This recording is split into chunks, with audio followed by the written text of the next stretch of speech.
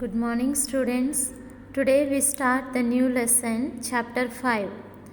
And but in the Chhattisgarh syllabus, it is chapter 12 in unit 4, but it is chapter 5 in the textbook. It is our environment, energy, flow in the ecosystem. So, in the ecosystem, we can see two things: biotic components and abiotic components. Okay, so in the class 9th you have studied about the biotic components, abiotic components, about the food chain and food web. So once again, we will study what is the ecosystem. Okay, what is the energy flow? We know environment very well, and energy also you know. Urjna, flow means pravah in the ecosystem. Okay, so we will see now. You have studied class 9th, habitat of Kanimachri in Kutumsar caves. Okay, that means we are going to see ecosystem will take place, the interrelationship of the biotic and biotic factors in the habitat of an organism play an important role in its life. Okay, so first we should know what is abiotic and what is biotic.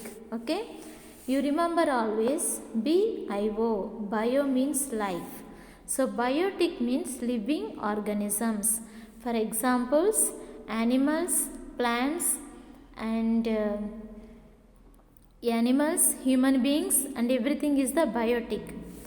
Abiotic components means non-living organisms like sun, weather, atmosphere, rain, all this soil, all these things are called as the abiotic components. Abio, that means no life. For example, sun, here it will not come all the non-living organisms, only some, which helps the plants to grow and which helps the plants to grow, like soil, rain, sun, all these things are called as a abiotic components. Okay, I think write this one. Abiotic means what? Sun, what is that? All the natural resources, water, rain, soil are the abiotic. Biotic means living organisms. Bio means life, like animals, plants, or the human beings. Everything is the biotic factors. Okay, so we have studied in chapter 1 evolution, that adaptation of organisms occurs in different ways in the habitats. Habitat means living place, due to the different abiotic and biotic conditions. Evolution means what? Which will never stop growing. Okay, always human beings are evolving, developing, growing, population is increasing. One plant die means we get the another new plant. Always there is a newness in the environment. So it is the evolution. Adaptation means we accept the changes.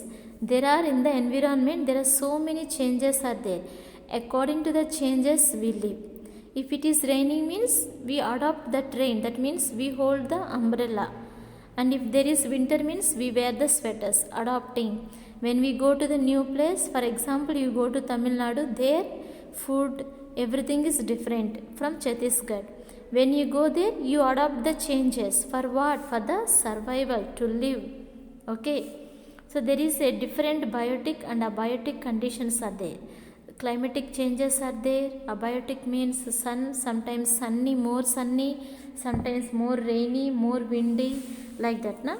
So the population adopted organisms increase and impacts the population of other organisms. So some organisms, what they do, when they adopt the changes, that population will be increasing and they can live long time. If we can't adopt the changes, if we can't live according to the changes, means we cannot survive in the world. Survive means what? We cannot live. That is the one. So what is the ecosystem? We will see now the study of interrelationship.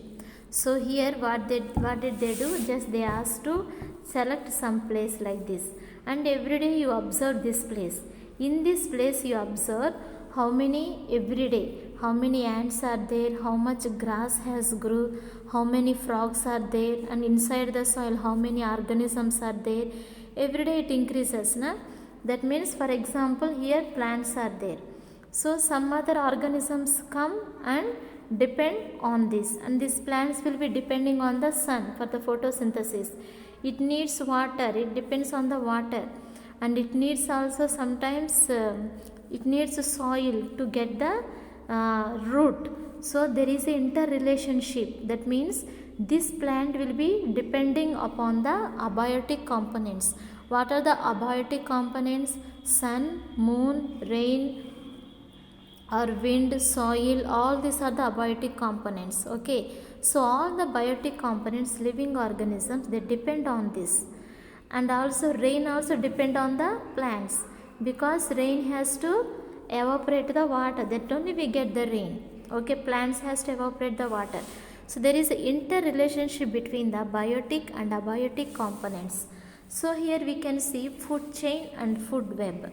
So food chain means it is a linear. Okay, so many food chains together they make a food web. So for example, here you see, okay, here we can see the food chain. Food chain means linear, that means straight. For example, on the rice farm, this is the rice farm, paddy plants. On this squirrel is depending. Okay, so the squirrel is eaten by whom? By the owl. This is the linear, this is the food chain. It is called as a food chain. But food web means what?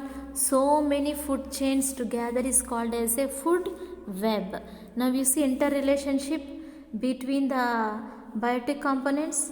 You see these plants, on the rice plant, how many are depending for the food? Rat, squirrel, rabbit, seed eating birds, and spider, herbivore insect, carnivore insect, and on this depending the frog.